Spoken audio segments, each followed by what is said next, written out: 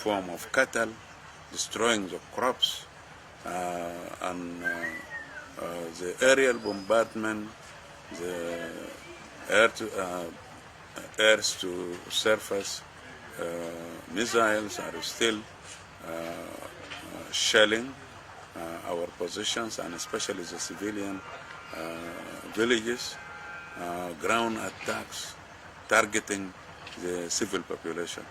So the war is still raging, and the SPLM, SPLA, North, and SRF are defending the civilians and the innocent people in these areas. Do you still believe in possibility of implementation of comprehensive peace agreement? But the CPA was scrapped by President Bashir since 2011, and it is no longer relevant. Yes, the CPA is a very valuable document. It contains a lot of values, a lot of directions and guidelines for the change of Sudan, for bringing fundamental change in Sudan, for creating a just peace. Scrapped by Bashir, it was ignored, it was violated, it was thrown away. So there is nothing, and we have bypassed. We have already bypassed the CPA, and it is no longer relevant, especially after Khartoum decided to disarm the SPLA, joint integrated units in South Kordofan and Brunei. Since that time, nobody is talking about the CPA, nothing about the popular consultation, and all the mechanisms provided by the CPA for the solution of the problem. It has become history. No longer, nobody is talking about CPA anymore. You said government of Sudan broken 41 agreements done already in the past. Yes, do you still believe in negotiating with the government of Sudan? Yes, in fact, the CPA is not the only victim of the government of Sudan agreements. They have signed more than 43 peace agreements with the various opposition groups, but they did not abide by these agreements. They always violate them. They always throw them away. This is why the country is still under war, and civil war is still going on. Sudan Revolutionary Front. How the cooperation work? Does the cooperation work well between different SRF, freedom fighters? Sudan Revolutionary Front, is a very viable umbrella for the opposition, Sudanese opposition forces. It has united all the armed factions and the freedom fighters under one umbrella, and now it is attracting more members from the political parties joining the SRF. Umma Party, DUP, under Tom Haju, Umma Party under Imam Nasruddin al-Hadi have joined the SRF, and they are now appointed as deputy chairpersons to the SRF. And this belongs to the traditional political parties, and they are now working diligently and very hard to achieve the objectives of the SRF. In fact, SRF is presenting itself now as a substitute to the National Congress Party. We are the alternative to the National Congress Party, and we constitute the the future of the country. Yeah, we are working for democratic change. We are working for a new Sudan on a new basis where people or different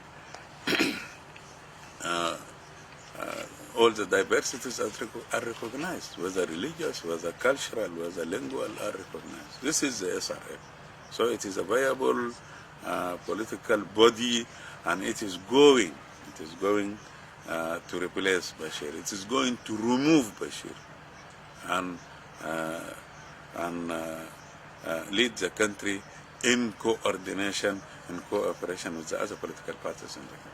And in this SRF, they are freedom fighters from Darfur, Nuba Mountains, Brunei, all the front line. Yes, SRF was established by 4 armed factions. This is SPLM, SPLA North, then JEM, that is Justice and Equality Movement from Darfur, and SLM, Abdelwahid, SLM, Minni. These are the 4 factions who laid the basis for the SRF, but later on joined by various political forces, various armed groups like the Bija Congress in the east, like the Nubians in the far north, like Ummah Party under Nasruddin al-Hadi, like the DUP under Tom Haju, and many politicians are contacting the headquarters of SRF today,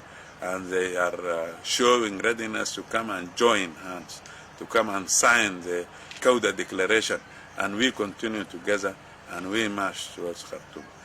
Internal revolution and marching from the marginalized areas towards the seat of power in Khartoum.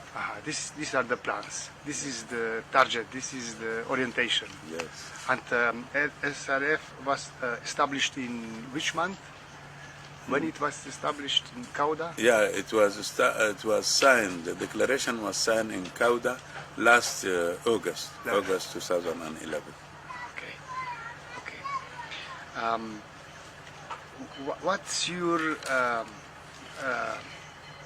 explanation for the Western pressure not to take over Kadugli as it was reported by Nicholas Christo from New York Times? Mr. Nicholas is a very good friend, and I really appreciate what he did. He came all along to visit the suffering people, the marginalized people, the oppressed people in Nuba Mountains. But I say that the SPLM North is a free movement, and the SPLA North carried up arms in response to the aggression started by the National Congress Party, by the ruling National Congress Party, by Bashir. We have just reacted, you see, to the violence exercised on us by the central government to defend our own people and also to defend our rights, you see. So we are just acting without any dictation from anybody. And we did not think even of capturing Kadugli. And nobody can dictate anything on us because we are acting on self-defense, and we have our own plans to bring down the regime in Khartoum so that we get our rights and a just solution. Yeah, so we didn't think about capturing Kadugli. The day we think of it, we are going to attack Kadugli and we will capture Kadugli. Yes. What's your comment on UN stand that they treat government of Sudan forces and SPLA North with the same approach? They put you in the same box. They put the victims and perpetrators into the same. They said to you, you have to stop fighting. Yes, in fact, we welcome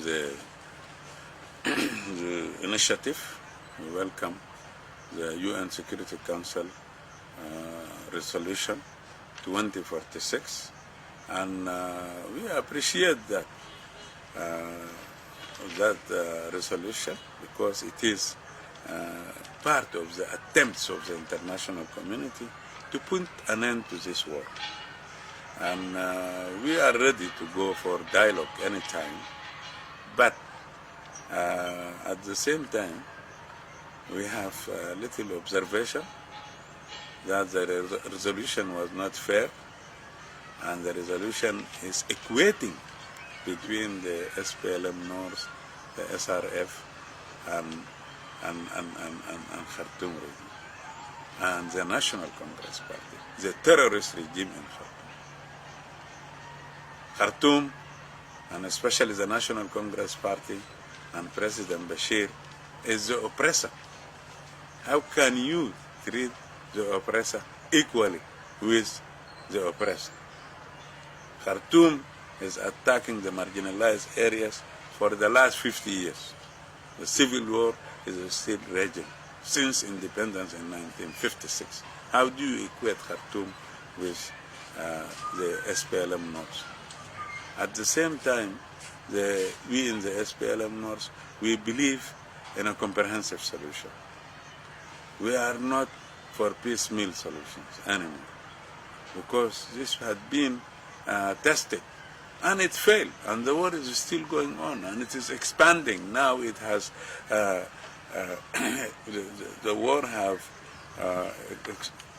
is going on, is expanding from Blue Nile, Nuba Mountains to Darfur, and I am sure if Bashir is still in power, and if the National Congress Party is allowed to continue its old policies, then the war will go up to the north, the far north, up to the eastern Sudan, even in central Sudan, even in Jazeera, and the urban guerrilla will also erupt and will also appear inside Khartoum. So the problem is the National Congress Party.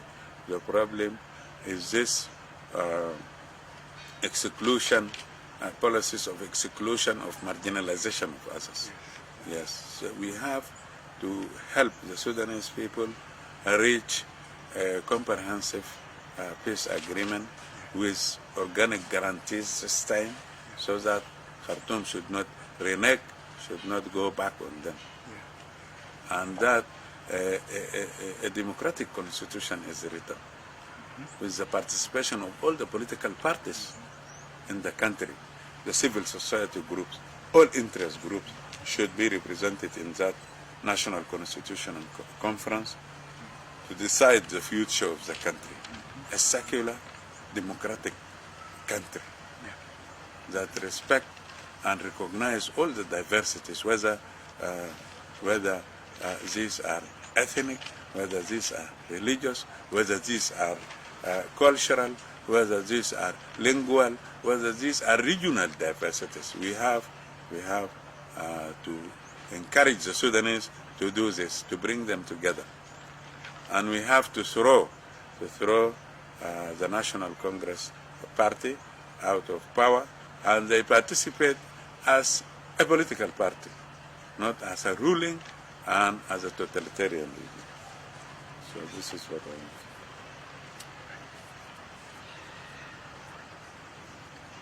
The international community up till now didn't succeed to enforce the no-fly zone. No humanitarian corridors has been established. International aid cannot reach the most suffering ones in all these regions on the border. What's your comment on that? How come, why it's possible that in the year 2012, international community have not enough power to force these criminals in Khartoum to allow humanitarian aid will reach the hungry one, the one who couldn't plant the food, and they are now suffering too much. Yes, we appeal to the international community to approach Khartoum, to give access so that relief is delivered and handed to the needy people in Nuba Mountains and Blue Nile and even in Darfur. Of course, people are dying because of hunger, because of disease, because of aerial bombardment. So we appeal to the international community, to the UN, to mediate. But Khartoum, and especially Bashir, was adamant, and he refused to give access to the international community to rescue the needy people. Now in Nuba Mountains alone, there are over 700,000 hungry people, suffering people. You see, those internally displaced, and even the hosting communities to these internally displaced are suffering. They run short of food because of the aerial bombardment and because of the shelling, ground attacks. The people were not allowed to cultivate last rainy season. This is why there is shortage of food. So Bashir is using food as a weapon. Bashir is actually allowed to continue the genocidal policies. You see, we started earlier in the south. He have killed 2 million people, and he managed to get away with it. In Darfur, Nuba Mountains, and Blue Nile, he killed also over 1 million in the last 20 years war and in the present war. And he also wants to get away with it, and he is given time and he is allowed to continue the same policies so that he succeed to exterminate all Nuba, all Funj, and all Darfur. We have no power, we cannot dictate the international community, but only thing that we can do and that we know is to defend our civilians against the aggression of Sudan armed forces, against the aggression of this repressive and oppressive military machine of Khartoum.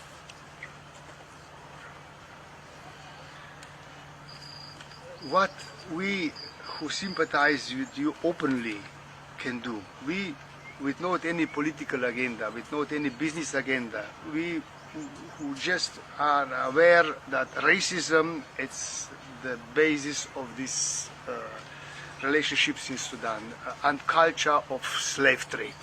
What Tomo Krishna can do now to help you more as a media man, as a writer, as a filmmaker? Yes, actually, we appreciate what you did earlier as eyes and ears of the Nuba people, because you managed to expose the crimes of Bashir against humanity and against the Nuba people. This lynching of innocent civilians just because of ethnicity, just because of political affiliation, because they are SPLM, SPLA, or because they are SRF. So you did an excellent job in exposing the crimes committed by the National Congress Party, and we want more. We want more.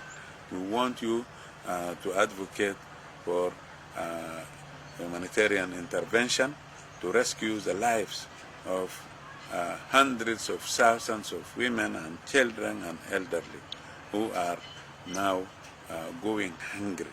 You see, and we want you also to make the international community understand that Bashir is using food as a weapon.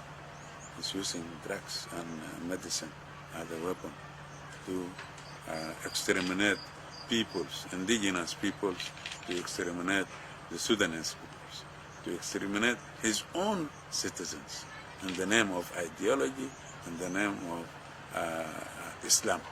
So more advocacy, more media activities to expose the crimes of the Muslims. Yes, we will bring it more cameras now, more computers and more satellite modems So your Excellent. people can send independently to the international media whatever will be happening. You can record. You can record bombardments. You can record suffering from starvation, no painkillers, whatever. This Yeah, is appreciate that. I appreciate that. great, great, great, great. What do you think about the radio? There is an idea to support you also with the extension of a radio station which already operates in Kauda. Yeah, the radio station is good because it is going to educate the people.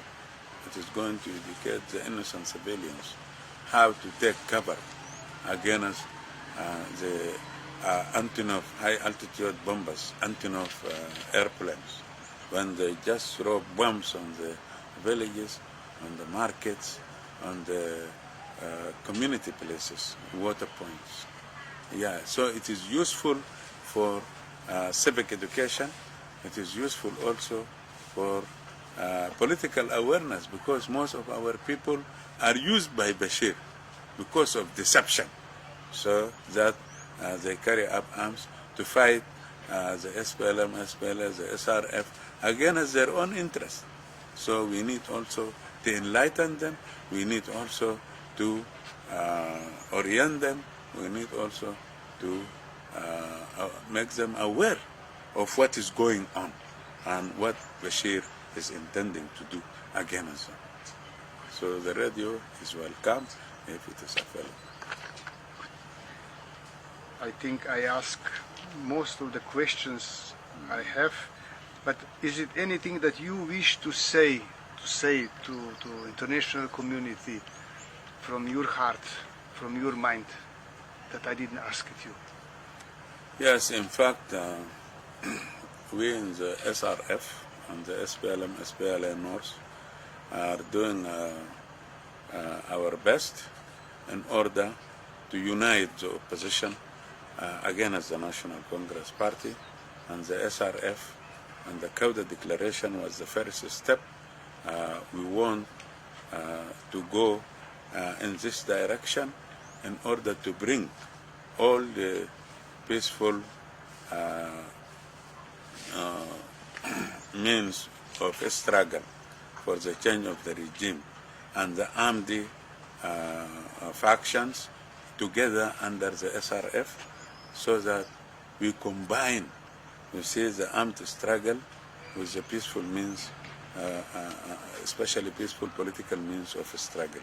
Through strikes, intifada or popular uprising, we combine the two so that we bring down this regime and pave the way for a new constitution, democratic, secular constitution for the country, so that we pave the way for just peace, a lasting peace in this country.